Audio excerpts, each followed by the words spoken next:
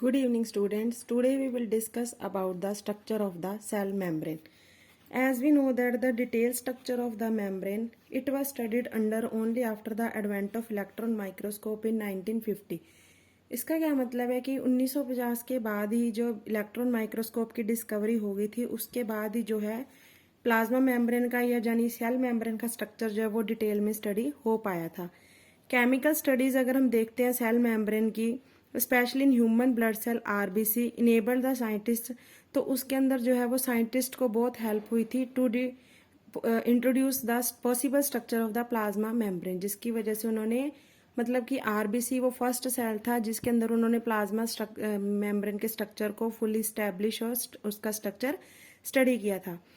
तो ये स्ट्रक्चर अगर हम देखते हैं तो इसको देख के पता लगता है कि it is made up of a phospholipid bilayer, means की 2 layers of lipids which are arranged in a manner, and lipids are arranged within a membrane with the polar head towards the outer sides and hydrophobic tail towards.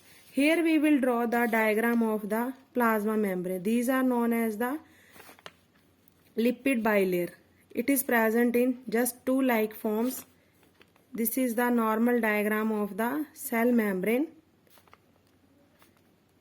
This is called a phospholipid bilayer, and these are the head portion and this is the tail portion. As we know that in the book there is written that the head towards the outer side, here we can see that these head like portions which are projected outward side, and the hydrophobic tail, the head portion is the hydrophilic.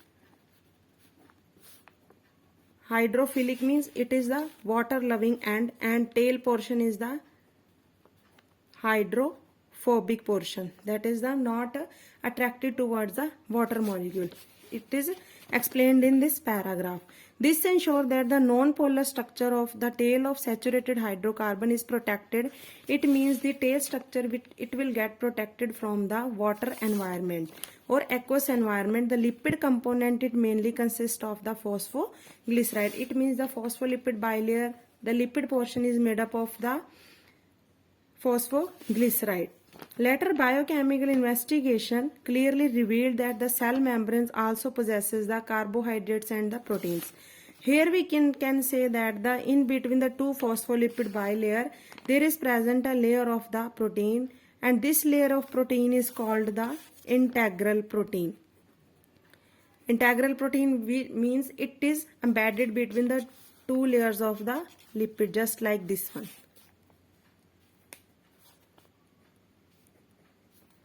And another this layer is called the extrinsic proteins, which is present on the external side, and this is the another layer of the protein which is called the intrinsic protein, which is present towards the inner side of the membrane. On the protein portion there is present a carbohydrate molecule like structure which is called a glycoprotein. Glyco means it is related to the glucose or carbohydrate, and protein which is associated with the protein portion. And second is there is also present here and there, just like that structure is called a glycolipid, that is the carbohydrate molecule which is associated with the lipid molecule. Biochemical investigations show that the cell membrane it also possesses the certain kinds of the proteins and carbohydrates. Ratio of the proteins and lipid varies in the different cell type. जो ratio है proteins की और lipids की वो different cell types के according very करती है। Human being के अंदर जो है वो एरिथ्रोसाइट मीन्स जो हमारा ब्लड सेल है उसके अंदर 52% प्रोटीन कंटेंट प्रेजेंट है, and only the 40% lipids are present in case of the erythrocyte यानी red blood cell of the human body. Depending on the case of extraction, membrane proteins can be classified as a integral proteins or the peripheral proteins. The proteins which is known as the extrinsic protein, it is also known as the peripheral protein. Peripheral proteins are those types of proteins which are present on the outer surface of the cell membrane. Peripheral proteins which are lie on the surface of membrane, while the integral proteins are partially or the totally buried inside the membrane.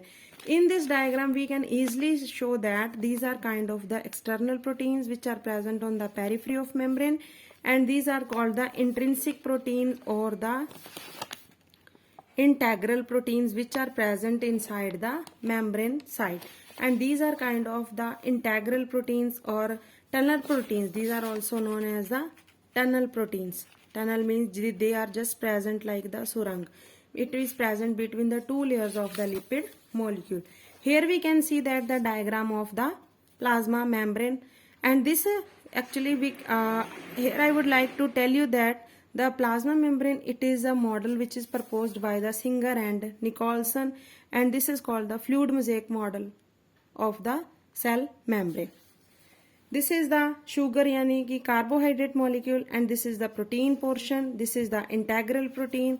This is the cholesterol molecules. It is present just like the lipid phospholipid bilayer, and these are the hydrophilic head portion, and these tails are like known as the hydrophobic yani ki lipid bilayer, which are directed towards the inner side of the plasma membrane. An improved model of the structure membrane was proposed by the Singer and Nicholson in the 1972, and this is known as the fluid mosaic model. According to this model, why it is known as the fluid mosaic model? Because the lipid, it is having the quasi-fluid nature, which allows the lateral movement of the protein within the overall lipid जो bilayer है. It means क्या है कि जो lipid bilayer है, इसके अंदर जो लिपिड बाइलेयर है, इसके अंदर जो प्रोटीन्स की लेयर है, it shows the lateral movement of the proteins with in this bilayer. This ability to show within the membrane is measured as a fluidity. So, what is the fluidity? Fluidity is the internal movement of the proteins within the lipid bilayer, that is known as the fluidity. Fluid nature of membrane is also important from the point of view of the function. What is the function of the plasma membrane? What is the role of the fluid nature of the membrane? That it is play important role in the various functions like growth, formation of junctions, secretions में help करता है. Endocytosis is that process in which the food is enter into the body of the unicellular organism. And the next is the cell division, where the cells have the capacity to divide again and again. One of the most important function of the function of the plasma membrane is to transport of the molecules across it.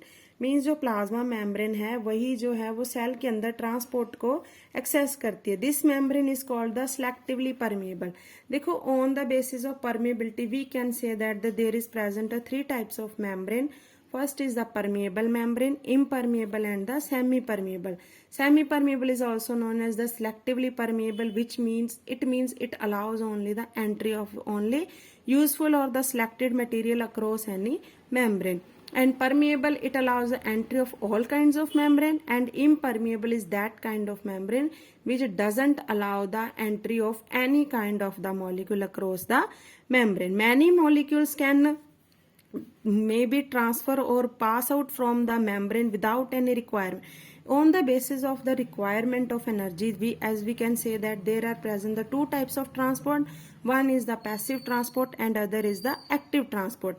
Passive transport is that type of transport in which the transfer of the molecules across the membrane takes place without the any requirement of energy. It means in case of the passive transport, there is no requirement of any kind of the energy. Natural solutes may across the membrane by the process of the simply diffusions. You know very well that what is the diffusion? It is the movement of substances from the region of the higher concentration to the region of the lower concentration.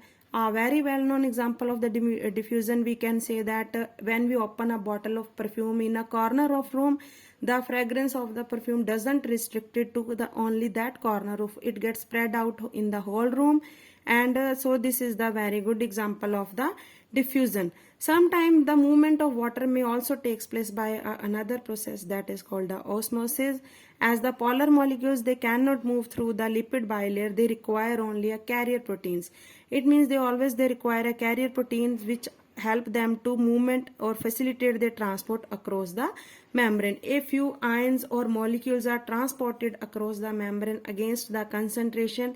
It means there is a movement from the lower to the higher concentration, and this type of the movement is totally dependent on the energy, and they require the energy in the form of the ATP. The energy is utilized, so that's why this process is called the active transport. A very well known example of the active transport is that the sodium potassium pump. In the last, I want to conclude that what is the plasma membrane. Plasma membrane is a structure where that is the semi permeable in nature.